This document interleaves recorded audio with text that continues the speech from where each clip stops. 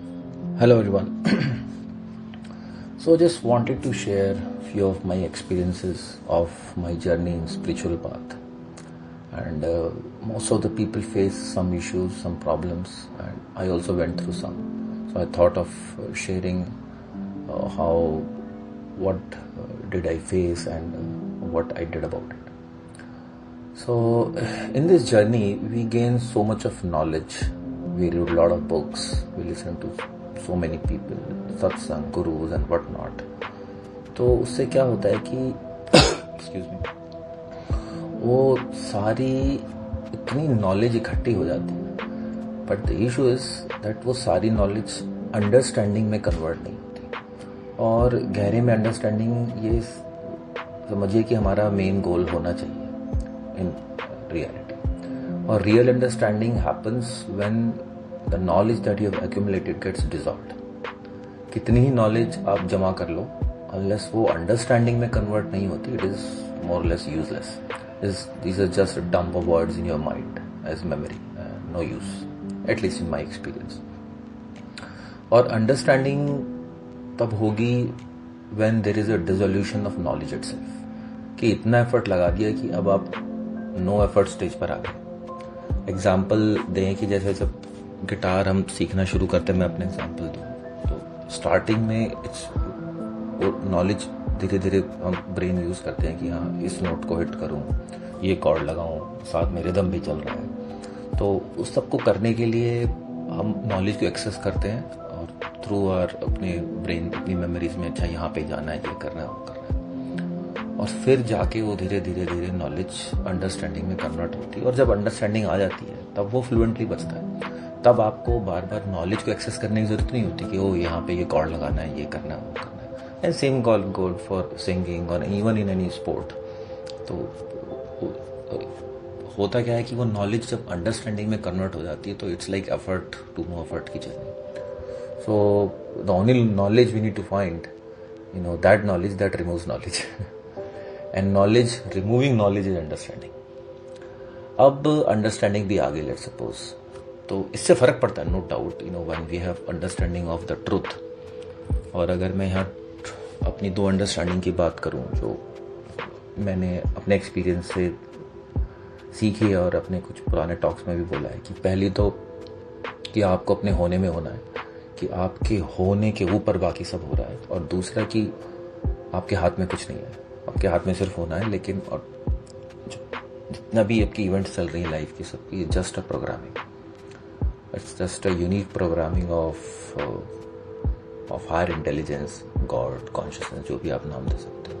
आप उसमें as a body mind organism ज़्यादा कुछ कर नहीं सकते हो और उसको देख के एंजॉय कर सकते हो. सो अगर ये दो हम लर्निंग्स या ट्रूथ की बात करें तो उसको हम अपनी डे टू डे लाइफ में कैसे एक्चुअलाइज करते हैं, ये बहुत इंपॉर्टेंट हो जाता है. अंडरस्टैंडिंग तो हो गई, और अंडरस्टैंडिंग होने से डेफिनेटली लाइफ में हमारे एक्सपीरियंसेस में in spiritual path I am talking about, some things, some of our conditions simply drop, no doubt about that. But सारी ड्रॉप हो जाएं, सारी कंडीशंस हट जाएं, वो ऐसा ज़रूरी नहीं है. और उसके लिए उसको एक्चुअलाइज करना बहुत ज़रूरी है. Because once you understand the nature of reality, that who you are, and when you even tested the pure awareness, so as I said, some conditioning do drop away literally, but कुछ condition drop नहीं होगी. और वो होगी कैसे? when you actualize your understanding. many people miss this point. they just stay with the understanding. it's like आपको पता तो चल गया है कि ये बीइंग का टेस्ट कैसा है, उसमें पीस है और कितनी रिलैक्सेशन है, पर वो अंडरस्टैंडिंग आपने कहीं अलमीरा में बंद करके रख दी. और उससे क्या फ़ायदा? उसको आप अपने डे टू डे एक्सपीरियंस में यूज़ कर रहे हैं कि नहीं कर रहे हैं, that is very important. Because अब आपको डे टू डे एक्सपीरियंस में उसको यूज़ करेंगे तब वो पक्की होगी, तब वो क्रिस्टलाइज होगी. So you have to stay interested in truth 24/7 if you want to be with the truth और you want to know the truth. अब नो द ट्रूथ भी बोलना रॉन्ग है बिकॉज आप ट्रूथ हो ही, but still I have to give some concession to the words. So you have to stay interested in truth 24/7. 24/7 भी नहीं बोलना चाहिए बिकॉज वो टाइम का फिर वो आ जाता है, इट्स बियॉन्ड टाइम ऑल्सो. आप एवर प्रेजेंट हो. In my experience you are ever present. और उस एवर प्रेजेंस के ऊपर जो चीज़ें चल रही हैं वहाँ पे टाइम की फीलिंग आती है, because mind creates that illusion of time. So that's a separate topic. So कोई इश्यू आया सपोज लाइफ में, अब ये मत सोचो कि अंडरस्टैंडिंग आ गई है, मेरे को तो बीइंग का टेस्ट आ गया है, पता चल गया है ये, तो अब ये सब क्यों हो रहा है.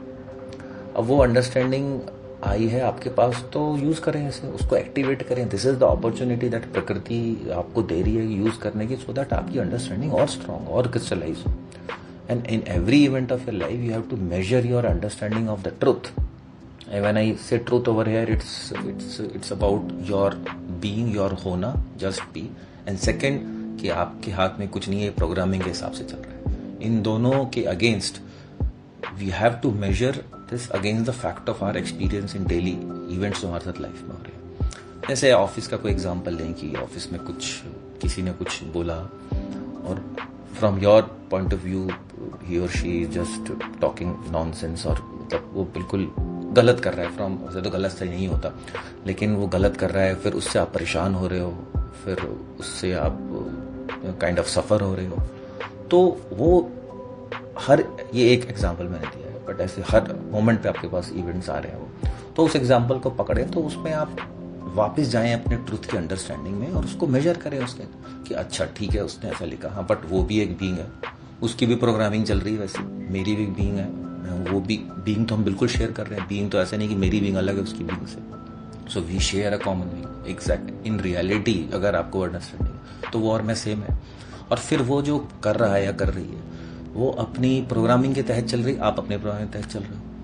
तो उसमें जब उसको इस तरह से आप देखेंगे तो आपकी जो मिजरी है वो फिर सफरिंग में कन्वर्ट नहीं होगी. देखो उस वक्त तो होगा जब सपोज कोई मेल आई है, आप बात कर रहे हो मीटिंग में, लेकिन फटाफट कैसे उस ट्रूथ को यूज करके अपनी लाइफ में मिजरिंग को सफरिंग में कन्वर्ट नहीं होने देना. उससे क्या होगा कि आप बार बार ट्रूथ के पास जा रहे हैं, आप बार बार ट्रूथ को यूज करके, क्योंकि खेल वही चल रहा है, प्रकृति आपको अपॉर्चुनिटी मौका दे रही है और आप क्या फंस जाते हैं उसके ट्रैप में. आप उसको यूज करें, यूज करके उसको ट्रूथ के और पास जाने का, आपको इन रियलिटी आपको ट्रूथ के और पास जाने की अपॉर्चुनिटी मिल रही, फंसा नहीं रही है वो एक्चुअली. सो आपको वो हर दिन हर मोमेंट आपको वो यूज करना पड़ेगा उस ट्रूथ को. सो ऐसा नहीं है कि ओ ये ऑफिस में कुछ हुआ और मेरे को गुस्सा आ गया, मैंने ये कर दिया वो कर दिया तो मैं कम स्पिरिचुअल हो गई, अब तो फंस गए, जो जितना सीखा था वो सब वेस्ट हो गया, अब वापस कोई गुरु को ढूंढना पड़ेगा, कोई क्वेश्चन पूछना पड़ेगा, तो मैं तो स्पिरिचुअल सीख रहा हूँ, अपने नोट्स निकालो जो अब तक बनाए हैं सारे, ये करो वो करो. रियलिटी में आप ध्यान से देखें तो we are more truth explorers than spiritual seekers. Exploring the truth, not seeking the truth. When you seek you do things, and when you explore we stay interested through life events. So life will give you opportunities, so be readily interested in it, so that it teaches you everything you want to know. So हमारा एक ही काम है, our only job is to stay interested in the truth, absolutely interested in the truth. अगर कुछ event होता है जो आपकी अंडरस्टैंडिंग से मेल नहीं खाता, don't say oh no not again, मैं तो कब अनलाइटेंड हो गया है, ये हो गया. Be interested it, face it, investigate it with the yardstick of your understanding of truth. Be curious about it.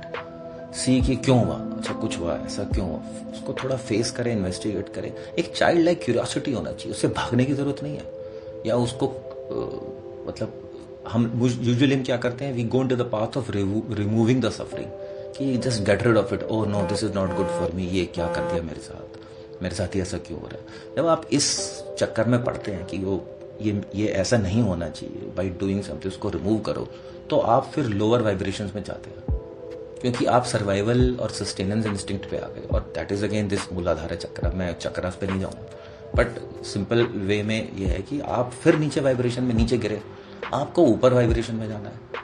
तो उसके लिए आपको जो ट्रूथ की अंडरस्टैंडिंग वो यूज करनी है, अपॉर्चुनिटी दी है आपको उस वक्त लाइफ में. सो अब डूइंग एंड बीइंग, तो बीइंग के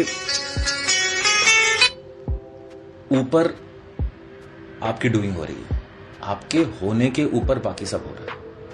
ठीक है, तो अब गॉड भी अगर सपोज कुछ है तो कॉन्शियसनेस भी, वो इनहेरेंटली क्यूरियस है। जैसे बच्चा जब पैदा होता है तो कितना इनोसेंटली क्यूरियस होता है, हर चीज़ को कितने ऐसे आँख वो देख के करता है।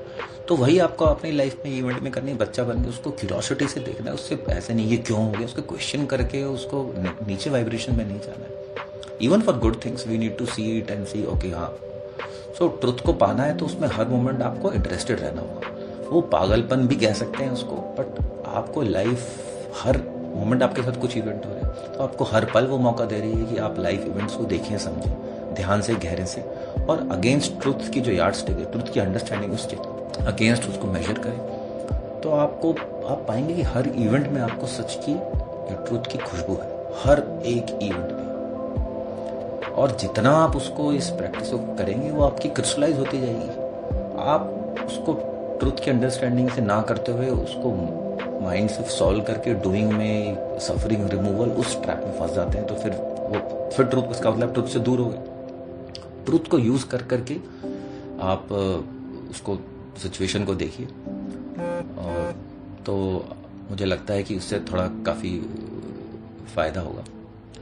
और पाथ हुआ जैसे कि, तो नॉलेज आई, which is good, knowledge to understanding, and then use that understanding your life to actualise that understanding, and that is kind of practicing truth 24/7 using the life events that you have. So I hope that helps, because I do it most of the time, so I thought of sharing it with you all. Thank you so much.